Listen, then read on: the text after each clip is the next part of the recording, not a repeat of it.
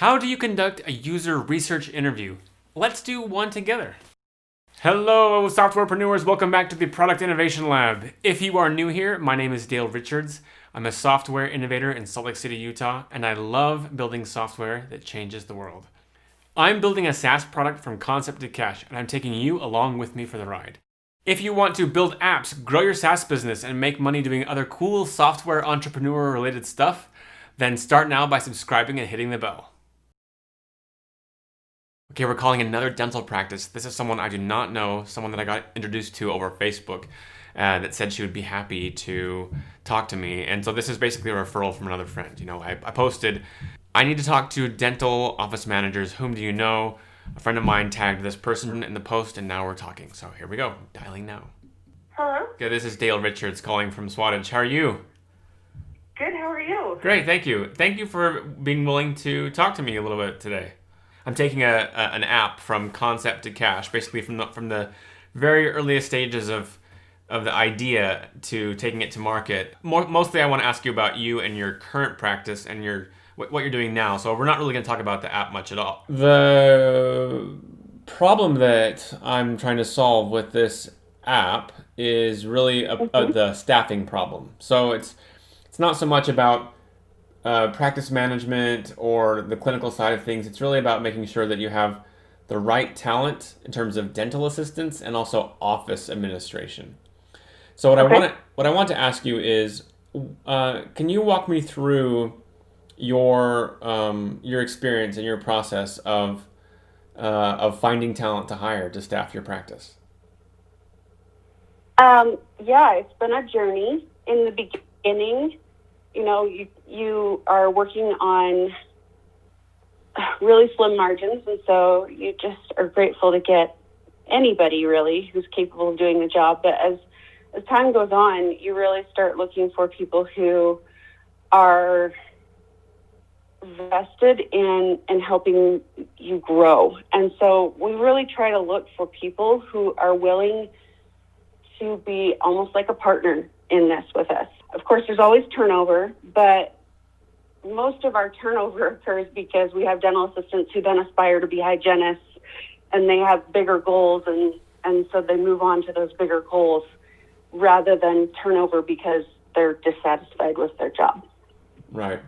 About how often do you have to replace a dental assistant? We just hired a couple of brand new assistants right out of school for for sterilization right now for the current pandemic situation. But before that, the last assistant that we had to hire was almost a year ago. And we've hired more recently for the front office. And again, that was probably 6 months ago. Okay. So 6 months ago for the front office, and about a year ago, COVID aside, right? Laying COVID aside. Right. About a year ago for a dental assistant. Does that sound right? Yes. Yes. Now, before COVID happened, we were gearing up to add another assistant. So we were starting to toy around with the idea of needing to search for somebody else to join the team, not replace anyone's position, but just to add to the team because we're growing. Right. So growth is another reason to hire, not just turnover. Correct. That's great. And that's been our biggest reason to hire, honestly. In the most recent years, our biggest reason for hiring has been growth and trying to care for our patient base properly. Yeah. Okay.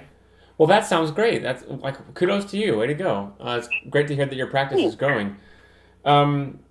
So tell me a little bit more about that growth rate. So is the hiring cadence, you said that you're really hiring about every, did you say 6 months for dental assistants or a year? It's been about every year, and it can be, it just kind of depends on the situation. It really depends on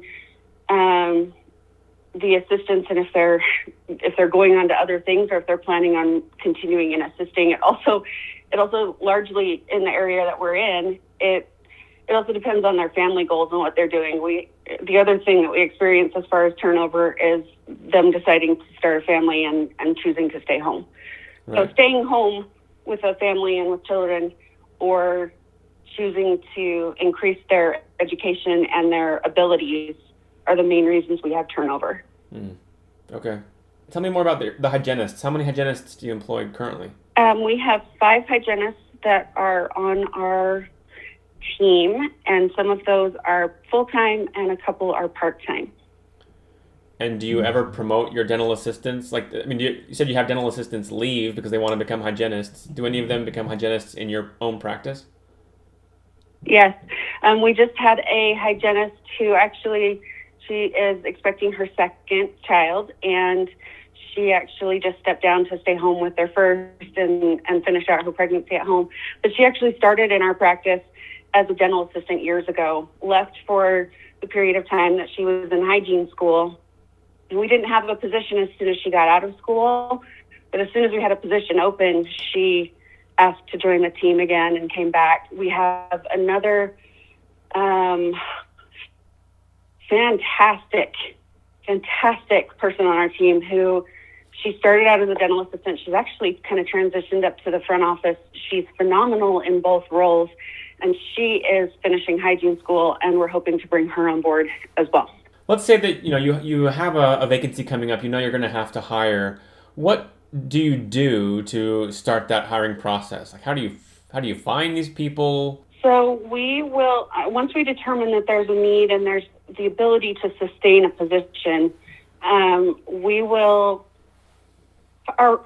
post it on several different job sites. We'll post it sometimes with the Utah Dental Association. They have a place where you can post positions available. We will post it on Indeed. Indeed actually has become a very popular place for people to be searching for positions. That wasn't always the case. We will put ads out on, like local KSL type pages or Craigslist. Kind of try to pepper it all over. We'll also use social media and post that in local dental networking pages that are within the state, and just kind of try to get information out there. We'll also, if we know of anyone, we'll also reach out and say, hey, we're not trying to poach from other people's staffs, of course, but if we've got a former employee that has expressed interest and we have an opening available, we'll of course reach out to them as well. You can train a person to understand the billing and that side of things, but you can't always train personality. Huh. Okay. And so sometimes with regard to front office, we've taken a different approach and gone that direction, but we love when they have dental experience just because they speak our language, which is a separate language in and of itself. So it's really about personality first, and then if the personality is a match, then you can look at skills and then gaps in those skills. Right. We want to make sure they're a good fit on our team, that there's not going to be any clashing, or we really try to keep the drama as minimal as possible, and we want the patient experience to be the best that it can. And so we really want people who are going to be great with our patients. It's hard to avoid personality traits. I mean, we all have our flaws, and we all have our things that we're really good at. And so it's just trying to make sure really that we are finding people who can communicate and who can be team players. Okay, let's pause the interview for a second. So at this point, we go off on another topic, which is the supplier side of dental office suppliers and how dental office managers engage with them to purchase products. So we're going to save that content for another video. Coming up next, we're going to continue the call and learn more about how the channels that she uses to find talent can become our channels for selling our product. That's coming up next on the Product Innovation Lab. Join us again. Videos are published every Monday, Wednesday, and Friday at 12 noon Mountain Time.